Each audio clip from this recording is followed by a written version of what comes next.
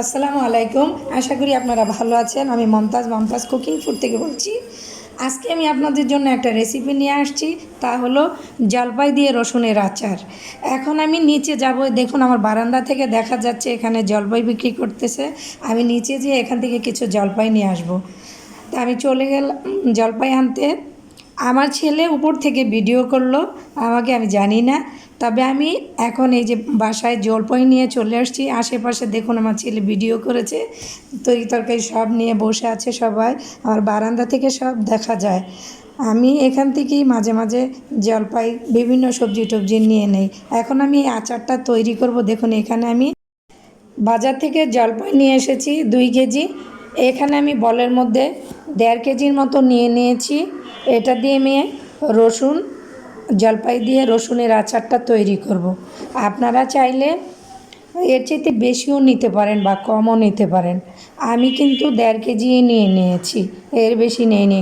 আর রসুন আমি আধা কেজি নিয়েছি। আপনাদের ইচ্ছা মতো আপনারা নেবেন। আমি যতটুকু প্রয়োজন মনে করেছি অতটুকুই নিয়েছি। আর ভালো ভালো সাইজের আমি কিছু জলপাই এখানে নিয়ে নিয়েছি। এটাকে ভালো করে পরিষ্কার করে ধুয়ে নেবেন আপনারা। আর মাঝে মাঝে উপরে জলপার মধ্যে কালো দাগ থাকে, ওটাকেও আমি কেটে, এই যে দেখতেই পাচ্ছেন বলের মধ্যে কেটে পরিষ্কার করে নিয়ে নিয়েছি। আর আপনারা চাইলে এই আচারটাকে রৌদ্রও দিতে পারেন বা রান্নাঘরে চুলার পাশেও রেখে দিতে পারেন, কিন্তু আচারটার মধ্যে আপনারা সবসময় ডুবো তেলের মধ্যে রাখবেন। জলপাইগুলিকে এখন আমি ভালো করে শুকনা পরিষ্কার ন্যাকড়া বা তোয়ালা দিয়ে মুছে নেব, কেননা পানি থাকলে জলপাই নষ্ট হয়ে যেতে পারে। এই দেখুন আমি এখানে তোয়ালা নিয়ে নিয়েছি। এটা দিয়ে আমি ভালো করে চেপে চেপে জলপাইয়ের পানিগুলি মুছে ফেলব। মুছে নিলে আচারটা ভালো থাকে, তাই আপনারা চাইলে এই কাজটা করবেন।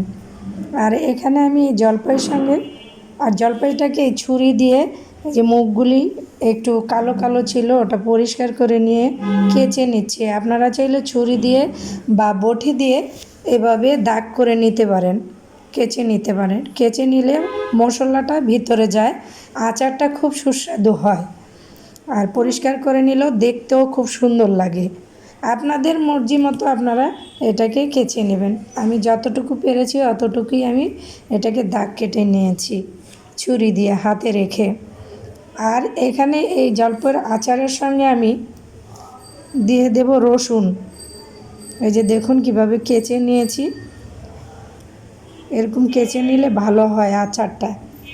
আর এই আচারের সঙ্গে আমি রসুন দিয়ে দেব, তাই আমি এই রসুন নিব কিছু, মানে আধা কেজির মতো রসুন নিয়ে নেব।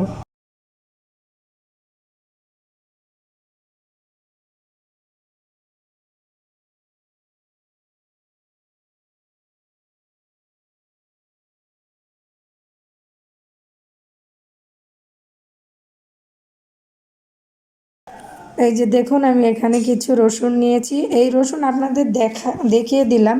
আমি কিন্তু আধা কেজি রসুন নেব।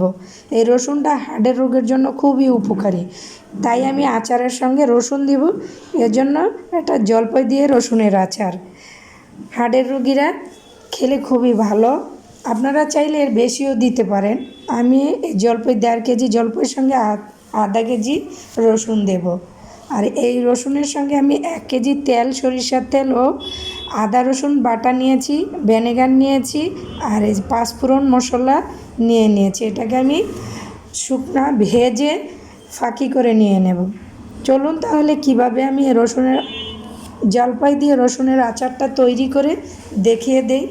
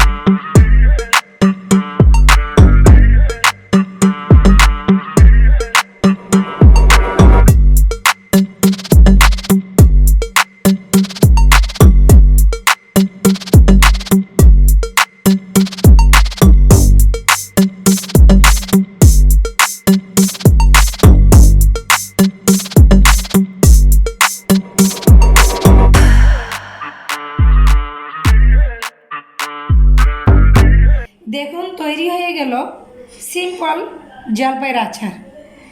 এই আচারটা কিন্তু 3টা উপকার আসে। এক হলো এই জলপাইয়ের আচারটা হাই প্রেশারের রুগী এবং ডায়াবেটিসের রুগী, আর এই রসুনটা হলো সাধারণত হার্টের রুগী যারা আছেন তাদের জন্য, হার্ট ব্লক হয়ে গেছে, অসম্ভব উপকারীর একটা আচার।